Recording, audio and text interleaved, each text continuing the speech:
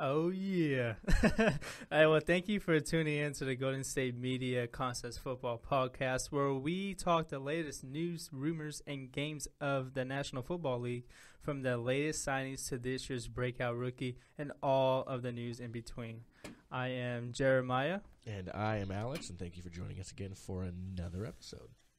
What do we got on the docket today, Jeremiah? Well, there's millions of things, but we're only talking about 3 of them. We can't fit them all in one show. Yeah. So we're going to Always start. millions of things in the NFL. We're going to start first thing to start. We're going to talk about Josh Norman. Okay. He just signed a 5-year, $75 million deal with the Washington Redskins. Man, Washington Redskins are shelling out, I should say. Not selling out. I mean, maybe hopefully selling out seats, I guess you could maybe. say. But that's what do you think of that? 5 years, $75 million with $50 million in guaranteed money. Yeah, that's like, is that like 15 a year? $15 million guaranteed. Damn. Yeah. It's Wow. in guarantees. Guarantees are always weirdly done, but in guaranteed money. And NFL contracts, dude, he got paid. That's what I think of it. Well, I mean, what do you think that he's worth that? What do you think? I even have a Redskins friend who told me he thinks they overpaid. Yeah, I think they overpaid. I'm gonna tell you why. The year that he had last year, it was just, I think it was mainly because of that front seven from Carolina, which was a great front seven. Pretty good front seven, I should say. Yeah, and people are saying he steadily got better. You know, through his 5 years so far in the NFL. Honestly, I can't argue with that. He really did. It's not like every year was a better year. Oh, yeah. His first 4 years he only played 16 games twice this year in his rookie year. He played 14 either last year or the year before that, and only 5 or 7 the year other than that. But this past year, he totaled a career best finally in 4 interceptions as opposed to his former of like 2. He had a career high of 19 passes defended. Also, his first 2 pick sixes of his career. So 2 of those picks were pick sixes. And 3 forced fumbles, recovering 2, also career highs. That's a good year. That's a very good year. It's a great year. But is it a good year because of, it's a good year? Like, not just a consistent thing? Like, did he just have a good year because of that front seven, because of that zone scheme they run over there in Carolina? Did he just have a year that benefited from the defense they play over there? A little bit of both. Yeah. I would say a little bit of both. Because he definitely was a playmaker for that defense. But if you don't have that front seven, like, would he be like the same player? Yeah, if you weren't playing with the best middle linebacker in the game. Exactly. If you weren't playing with a solid D-line and good safeties over the top, are you getting 4 interceptions? Are you getting 2 pick sixes? Are you playing the way that he played? It's weird to me because he played a solid game in the Super Bowl. Yeah. But at the same time, he didn't. It was weird. Like, he played well. And then there's plays where he just didn't look like the guy he normally is. But he did have a good game. But then again, there's games like against Odell Beckham Jr. And everybody's going to talk about who is an elite receiver. And he went off. Oh. They both went off. They both played well. But other than the anger problems, Odell kind of had the best of them, Well, we're going to see that matchup twice next year. Yeah, and see, so what I'm doing right now is I'm looking up the Panthers' past schedule, right? Mm-hmm. And I'm going to look at teams that they played that had elite receivers on it. Yeah. Okay?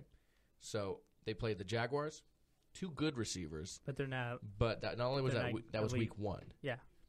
They played the Texans, DeAndre Hopkins, good receiver, but he doesn't follow, Norman doesn't follow. I think he's on the cusp of being elite. No, I like DeAndre Hopkins a lot. I'm not saying he's not elite. I'm saying that Norman didn't follow from side to side. So if they moved him, Saints, Colston's not quite an elite receiver anymore. The Buccaneers, Mike Evans is good. He's getting better. Yeah, they got Vincent Jackson there. Good, right? Seahawks, nobody will ever say those receivers are elite, but Doug Baldwin had himself a year last year. Oh, yeah, dude. The Eagles, no number 1 receiver. The Colts, T.Y., but not really. I think he was even hurt. The Packers, Jordy Nelson wasn't playing. I think Randall Cobb was still hurt. He played so it hurt. was James so Jones. he played hurt, and they had Devontae Adams also. Mm-hmm. Yeah. The Titans. Not really. There's really no one there. The Redskins. I think Deshaun Jackson was hurt most of the year this year, so not so much. The Cowboys. Des Bryant was hurt. Which is also going to happen twice a year. Yeah, Cowboys was hurt. Yeah. The Saints again. The Falcons. 38-0. He probably played a pretty good game. Julio Jones, I don't know if he played. I'm pretty sure he played, and I'm pretty sure he blanketed them pretty well. The Giants, they won that game. We all know how that went. Yeah. The Falcons again. They won that game, actually, the Falcons. So that was their first loss. Remember that? The Buccaneers again. Then the Seahawks in the playoffs. We know how well they played. The Cardinals, we know he played pretty well, but they kind of stopped throwing at this point. Yeah. My point was they don't play an insane amount of. They didn't play an insane amount of number one pure elite guys that year, and I'd have to go deeper into the stats to see if he really was the guy covering all of them. All I know is next year he's playing twice a year. He's playing Des Bryant. Twice a year he's playing Odell Beckham Jr. He's opened up the season on Monday night against Antonio Brown. So I'm really interested to see the kind of play he's going to get now that he doesn't have that. Breeland's a nice corner on the other side, but he's not any member of that Panthers defense. All right. Well, since you brought up last season schedule for the Panthers, I'm gonna bring up the Redskins schedule to see who plays. Like you said, they play Antonio Brown week 1, Des Bryant week 2, one of 2 times. So 1-2 right out the gate, and then they play the Giants. ODB 3 top 5 receivers. 3 top 5 receivers. First 3 weeks, and three receivers that people can generally argue are the number 1 receiver in the league. I obviously am biased. Well, I really do agree. Antonio Brown's really the best receiver because he is. And then they play the Browns, which might don't really have a number 1 receiver. They don't. If Josh Gordon wasn't suspended, which he is, he failed to get reinstated, so he has to try again in August. So which I think, which is a topic for a future show. I'm sure it will be. Yeah. And they play the Ravens. Steve Smith. He should be back. Is good. Yeah, I like Steve Smith. And Eagles, they really don't have a number 1. Not really right now. Yeah, right now. And they play Detroit Lions, who lost Megatron. So Golden Tate. And he just signed with them from the Bengals. Marvin Jones, yeah. And then they got the Vikings. Not really a number 1 receiver. A lot of young guys. Yeah, they have like a lot of. I wouldn't say. We talked about it in our mock. Yeah, we did. Which is the next episode, by the way. So stay tuned. And the Packers, they have Jordy Nelson. They'll have Jordy Nelson back. They'll have Cobb. They'll have some more players. Yeah, Devontae Adams. And they play the Cowboys again. Des Bryant again there. And they play Arizona with Larry Fitzgerald and Michael Floyd, who's starting to come on more so now, a couple years into his career. And then they play the Eagles right after that. Mm-hmm. And he's playing the team that drafted him, Carolina, taking on Calvin Benjamin, who should be back. Yeah, I'm excited for Calvin Benjamin to be back. Oh, I like Calvin Benjamin. I was really mad that he got hurt. Yeah, I was bummed he got hurt. I was like, oh. I think they would have done, they did well. I think they'll do even better with him, though. Yeah. Ted Ginn just went off. He's a freak body, man. Yeah. Ted Ginn went off when he could catch the ball. yeah. And then they play the Bears in Week 16. Alshon Jeffrey. And they have Kevin stud. White coming this year now that he's healthy. And then they see him play too. And they end the season against the Giants, so it'll be Odell Beckham again. I wouldn't say the finale, but part 2. Maybe part 3. Part 3, yes, part 3. Yeah, part 2.5. Yeah, I'm definitely interested to see if he's worth this money. If he plays well and he plays like last year, people aren't going to question him whatsoever. If he starts playing anything less than he was, people are going to jump on that from the get-go. Oh, yeah. It's going to be that thing right away. Like guys that Skip Bayless, if he don't like you, he's just on you right away to say this was a horrible move. They should be ashamed of themselves. This is a travesty. All of that. It's just going to be – they're going to have to justify it with his play, Well, like you said earlier about the front seven, I have their depth chart as of right now, who's on the roster. Uh-huh. They have Chris Baker at the end. Kendrick Golston, nose tackle. Kendall Reyes at the end. Ryan Kerrigan, who's probably, I think he's the best player on that defense. Yeah, he's a good player. D'Angelo Hall in the back end still somehow. And then at the inside, they got Will Compton and I think it's Penny Riley. Yeah. And then Trent Murphy on the other outside. And then they got Breeshawn Breeland, who is regarded as the Redskins' formerly number one corner. Yeah, I think he's good. He's a good number.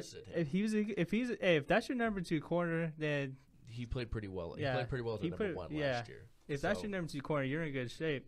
But we have to wait to see what Norman does. Yeah.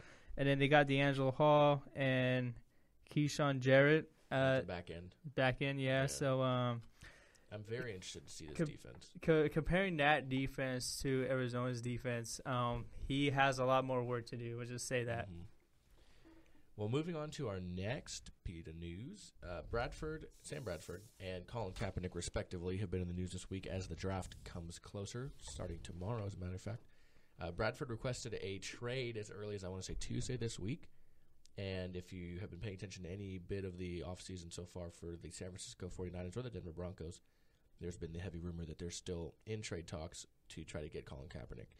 So what do you think might go down now that we're the eve of the draft here, day before? You think Bradford might get traded, maybe get the Eagles back some of those picks they gave up to get the number 2 spot? You think the Kaepernick deal might finally get done, go over to the Broncos? I think both of them they might get done tonight. Not tonight. I meant tomorrow. My bad. I'm getting a little ahead of myself. I was like, what? Okay. I can dig on tomorrow for sure. I understand tomorrow. Definitely, if not tomorrow, I would say the high point of a Kaepernick conversation could be Friday with because the heavy thing was they wanted a number 2 for Kaepernick. So why not wheel and deal in that round?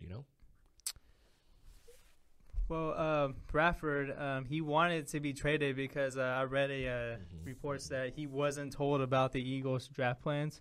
But I'm like, Well, I always find that funny. I mean, that is a front office problem. That's a front office job. So 2 things is, when it comes to quarterback, I feel like, yes, they should be informed. But at the same time, that's not their job. Their job is to go do what they think is best for the organization and then possibly inform the players. You know what I mean? So, like, if I'm a GM and I can make that move, I'm not going to go, oh, wait. Let me go ask Sam.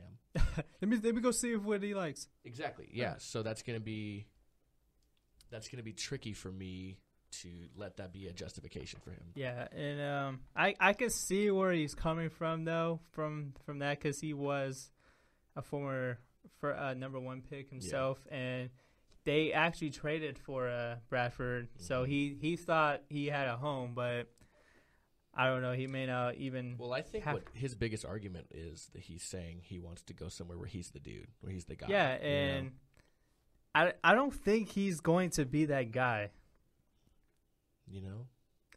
I can't argue on that. I agree with you.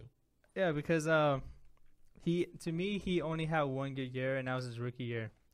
And he didn't even finished that year. No, he did. I think that was the. He got hurt that year. He got hurt the next year. He got hurt a lot of years. He got hurt. And that's another reason why I don't think he's going to be the guy. He's injury prone. And I think he got hurt last year, too. Did he? Yeah, he missed a couple games. He missed a couple games. Because Sanchez started. Oh, just because. Well, you could say Sanchez maybe eventually started because he wasn't playing well. But I'm pretty sure he got hurt. Yeah, and then, or he might have played hurt. Everybody does to an extent, I suppose. Yeah. But I want to bring something that's really intriguing is his coach last year was Chip Kelly. Who does Chip Kelly coach for? The San Francisco 49ers. So do you think there's a possibility that he goes back to Chip Kelly, because he does have experience under that system? I mean, but did he, if I'm the brass of the Niners. Trent Baalke. Yeah, if I'm Trent Baalke, I'm sitting there, I'm thinking a couple things. Did he light it up in that offense? No. No. Decent numbers, but I mean, he didn't have Foles numbers. Foles had better numbers. Do you want to bring in somebody who was with the former team that pretty much kicked Chip Kelly out because of all the personnel decisions he made? You know what I mean? Yeah. Are you going to want to make that call? You know, and at the same time, that's funny that you say that because is Kaepernick going? Yeah. Is he leaving? Yeah. You know, people make such a big – they're like, oh, Chip Kelly's the Niners. Bradford can go to the Niners. Do they want him? Is Kaepernick gone? You know, it's that. Those are all – Is Blaine Gabbert the future? No. You know, those are all dominoes that need to fall. And I think Bradford would probably – I think he's staying put. Personally. Yeah, I don't see like a – any team that picks him up, I don't really see him pretty penny. Exactly. I don't really see him going anywhere else either. Like I think he just has to. Just let everything out the door and just play on the field. And if he does have a good year next year, maybe whoever the Eagles decide to draft this coming year, it could be Wentz, because which is we're going to talk about in our mock draft show. Mm-hmm. If he happens to have a good year, it might be good for that franchise to not have that rookie quarterback come in the next year after that. So, you know, we're just going to have to wait and see. So, speaking of quarterbacks, we're also going to talk about Colin Kaepernick. Yeah, so Colin Kaepernick, the rumor long has been this offseason that he was going to get traded. A lot of interest from the Broncos and John Elway, bringing him in a couple different times to have interviews with him and kind of talk to him and Kubiak on separate occasions, as a matter of fact. And it just seems nothing can quite get done. The numbers are too separate. They don't want to give him a certain draft pick, a certain round here and there. What it may be, it's going to be tricky no matter what, because they're going to take on quite a hefty contract. So the rumor's been they're trying to get the Niners to pay some of that money just to ship him all the stuff, So it's tricky, man. I think it's something that could definitely get done, especially around Friday, around 2. I think it can happen on the first day. Why tip your hand that soon, though? Unless it's for a first-round pick, it doesn't need to happen. It doesn't need to happen. Unless the Niners trade back tomorrow, mm-hmm. then I can maybe see that happening. Yes, but are they trading back with them? Like, are they letting the Broncos come all the way up there for somebody? I don't know, man. I don't know. It's going to be something to watch. Okay, well, Kaepernick said he wanted to be traded. He did. He just doesn't want to play. Which, watching him on every game that he played last year, he just didn't look comfortable. He looked really unhappy. I just don't know what it was. He just doesn't want to be there. Yes, he did. He did not look like he was happy. But honestly, if Jim Tom Sue is your head coach, then I don't think I would be happy either. So fair point, I suppose. Fair point. But as a Niner fan, I'm a little biased here. I kind of want him to stay just because I think he's a great fit for Chip Kelly's system. But if he doesn't want to play, then why even keep him? That's very true. Yeah, why even keep him around, honestly? It's very interested to see. I'm very interested. I love the draft season anyway, but I'm super interested to see what shapes out with those two guys. And moving on to our last bit of news. How did the Las Vegas Raiders sound to you? Honestly, I like it. It has a ring to it. Or it could be the Sin City Raiders. They wouldn't call them the Sin City Raiders. Well, why not? You can't call them by a nickname. Why not? It's a nickname. Well, go Warriors or Golden State in basketball? You know what? That's absolutely true. Yeah. That is a great argument. Why don't I still don't know if they'd call a team Sin City, but Sin either City. way. Yes, so as 4 years strong now. It's been a while that they started doing this. Mark Davis has again met with Las Vegas officials on a possibility of moving the Raiders to Las Vegas. It's happened a couple times already. Last offseason, as a matter of fact. Yeah, he's actually meeting with officials in Las Vegas tomorrow, which is the same day as the draft. So he has a very eventful day. Which you better get back to headquarters before because you got a busy day. Got a busy day ahead of him. And he also toured the UNLV Stadium, Sandboy Stadium, as a temporary home. Okay. Also, so the new stadium that is proposed is going to go for $1.3 billion, and it's going to be on Tropicana Avenue, which is a few blocks from the Strip. So you can see it from space. Yeah. I don't know, man. I'm my buddy, one of my best friends, is a diehard Raider fan, And when this first came out about them talking about, the Raiders moving to Las Vegas, he hated it. I mean, just think about it. Moving to L.A. or San Diego already, that's already 6-7 hours away. San Antonio was also a city, too. That would be miserable. Think of any Raider fan that's, if you're from L.A. or you're from Oakland, moving to Las Vegas, that's moving out of your state, you know? That's already hard enough for them when they, a Los Angeles Raider fan when they move back to Oakland, and that's 5 hours. Or from Oakland to Los Angeles, and that's 5 hours, That's going to be hard as a I think he's, it's a money thing. That's hard for me if I'm a player for one, but like a GM to justify that, that's hard on a franchise. You already saw the LA go to the St. Louis once, and now St. Louis back to LA. There's fans that aren't happy about that. No. It's not that those are a hop skip away from one another. They're quite far, in not literal distance. Obviously they're quite far to drive. I mean, you could fly, but who has that money? On top of $100 plus, a piece tickets. I can see where you're coming from, because it's like, who wants to go to Las Vegas and watch the Raiders? Who wants to go to Las Vegas to not gamble? That is true. Yeah, Las Vegas is a sad town sometimes. And the Raiders were a sad team until last year. Hey, they're getting better. They're getting better. Like I said in the last episode, I'm saying 9-7. I got them at 10-6, man. Like I said, they were in a lot of games. They could have been 9-7 last year, and they're 7-9. They flip flopped. I think they might be a wild card team this year. I think so too. With the way the West is looking, it's a tricky division this year. Yeah, it's pretty tricky. It's hard to figure out. Mm-hmm. It's a hardest division to figure out. Which will be a future episode down the line, possibly. Yeah. And, well, of course, when we get closer to this but season. that's like months from now. So so keep listening. Yeah, just keep fully listening. This is free, guys. Come on, it's free. We're not asking you to buy anything. All right. But yeah, I personally think it's a great fit. Because when you think of the Raiders. Historically, they are like the bad boys of the NFL, and then when you think of Las Vegas, it's kind of like Sin City. So Sin City, the bad boys, it goes. I mean, hey, Oakland's pretty bad too. Yeah, but they don't want to build them a new stadium, which is I think it's the worst stadium in baseball and football. But it is pretty bad. It's a different topic for a different day. I would say if Candlestick was still open, then Candlestick, but. I actually like Candlestick. I do too, but Candlestick was leaking, man. It was, but I actually enjoyed it. And again, the Coliseum is flooding, so. Oh, dude. It's a no-win scenario. No. I don't know. I just can't see them. I don't know if I could take an NFL team seriously in Las Vegas. In Las Vegas, because I'd be like, what are they getting?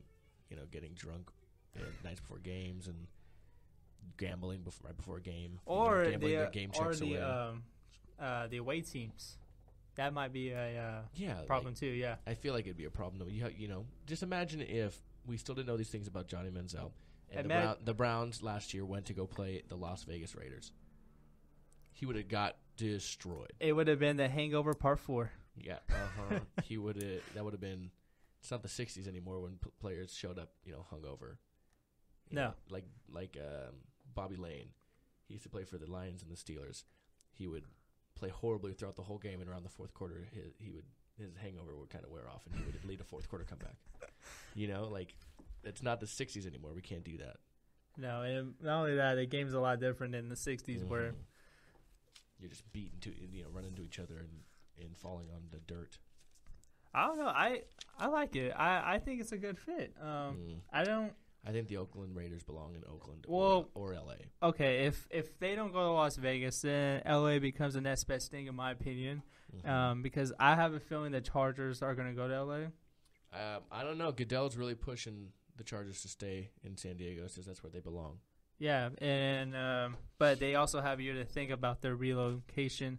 But if they decide to stay put in San Diego, I think the Raiders make a move to L.A. because the fan base is so huge there. It's still huge there. It's just huge everywhere in California. There's fans that think the Raiders belong in LA. Just as there's fans that think the Raiders belong in Oakland.